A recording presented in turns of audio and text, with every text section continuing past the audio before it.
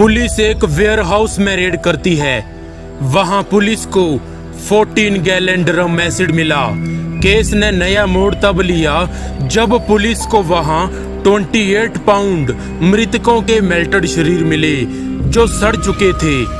ये कहानी है जॉन जॉर्ज हे की, जिसे नाम दिया गया द एसिड बाथ किलर। ये वही किलर था जो अपने क्राइम्स को छुपाने के लिए अपने विक्टिम्स पर कई टन एसिड डाल देता था। पर बचपन से जॉर्ज ऐसा नहीं था। जॉर्ज एक ब्रिलियंट स्टूडेंट था जिसे स्कूल के दिनों में स्कॉलरशिप्स भी मिली थीं। जब उसने स्कूल खत्म किया तो अप्रेंटिस इंजीनियर के तौर पर काम किया, पर उसे उसकी जॉब से निकाल दिया गया। उसने इंश्योरेंस और एडवर्टाइजिंग कंपनी में भी काम किया, पर चोरी के आरोप के चलते उसे वहां से भी निकाल दिया गया। 1934 में जॉर्ज ने बेटे हैमर से शादी की। ये शादी भी लंबे समय तक नहीं चल सकी। कार धोखाधड़ी के केस में 15 मंथ के लिए उसे जेल में डाल दिया गया। बेटी ने एक लड़की को जन्म दिया, उस लड़की को अडॉप्ट करने के लिए दे दिया और जॉर्ज को छोड़कर वो चली गई। 1936 में उसे जेल से आज़ाद किया गया और वो लंदन चला गया। वहाँ चौकीदार बन गया, पर फिर भी वहाँ उसने धोखाधड़ी ठगी करना चालू रखा। उसने विलियम एडमसन होने का नाटक किया और वो अपने डेड क्लाइंट्स के शेयर स्टॉक्स को बेचता था और आखिरकार वो पकड़ा गया। जब उसके कस्टमर्स को पता चला कि वो लीगल डॉक्यूमेंट्स पर अपने गलत नाम लिखता है, फिर से उसे जेल में डाल दिया गया, पर इस बार उसे 4 साल की सजा सुनाई गई।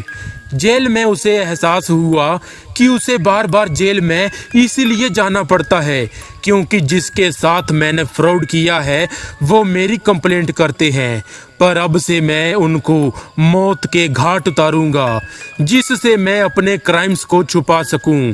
यहीं से शुरुआत हुई एक खूंखार किलर की, और उसने जेल में अपना सारा टाइम इन बातों में बताया कि आखिर वो कैसे अपने विक्टिम्स को मौत के घाट उतारे। उसने एक फ्रेंच किलर अलेक्जेंडर स्रेट पर इन्वेस्टिगेशन किया कि कैसे उसने लोगों को मौत के घाट उतारने के लिए सल्फ्यूरिक एसिड का प्रयोग किया था। जॉर्ज ने फर्स्ट टाइम एसिड का उपयोग एक चूहे की बॉडी पर किया और टाइम का अनुमान लगाया कि अगर एक रैट की बॉडी को मेल्ट होने में कुल 30 मिनट लगते हैं तो एक ह्यूमन बॉडी को मेल्ट होने में कितना टाइम लगेगा। जब 4 साल के बाद जॉर्ज रिहा हुआ तो वो सीधा विलियम के घर गया, जिसके घर उसने चौकीदार का काम किया था, और विलियम का एक बेहतरीन लाइफस्टाइल जॉर्ज से देखा नहीं गया और जॉर्ज ने उसे मारने का प्लान बना लिया।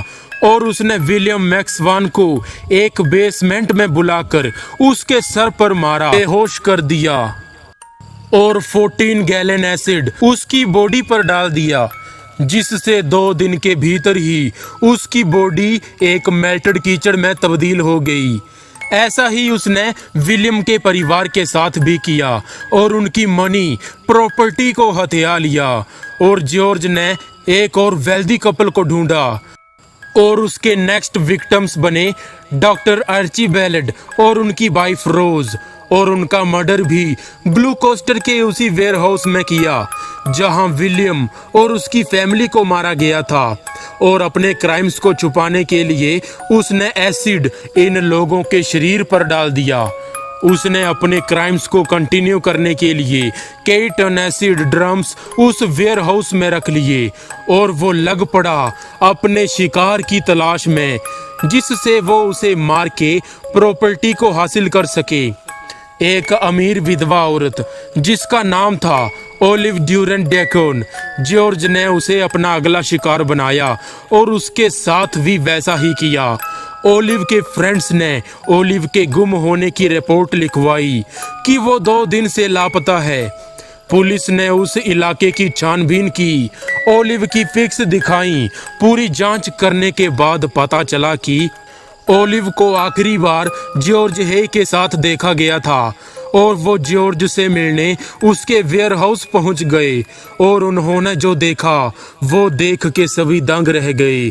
वहां भारी मात्रा में एसिड मिला और लगभग 28 पाउंड ह्यूमन मेल्टेड बॉडीज मिली जो कीचड़ बन चुकी थी। जॉर्ज को अरेस्ट कर लिया गया। 1944 से लेकर 1949 तक उसका क्राइम पीरियड चला।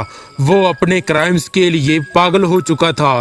कुछ जांचकर्ताओं का मानना है कि अक्सर वो ह्यूमन ब्लड भी पिया करता था और उसे मौत की सजा सुनाई गई और इस घटना को नाम दिया गया the acid bath murder.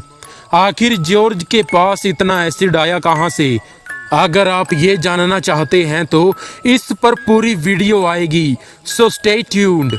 Safe रहें, हमें इंस्टाग्राम पर फॉलो करें और ऐसी वीडियोस के लिए हमारे चैनल को सब्सक्राइब करें।